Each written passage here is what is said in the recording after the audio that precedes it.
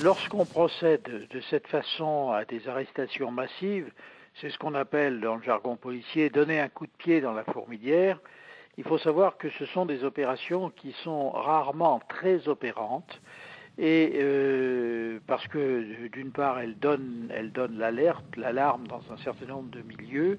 et que d'autre part si les résultats ne sont pas au rendez-vous, c'est-à-dire que si on n'a pas d'incrimination précise, je dis bien précise contre les personnes interpellées, évidemment ça peut être contre-productif. Comment expliquer que dans l'affaire Mera, le principal suspect n'avait pas été arrêté parce qu'il n'était pas passé à l'acte, nous avait-on dit, et que dans les coups de filet actuels, les suspects sont interpellés, écroués sur la base de projets intellectuels? Vous avez absolument raison, c'est ça le problème. Dans la mesure, nous sommes dans un pays de droit, dans la mesure où une personne n'a pas commis d'acte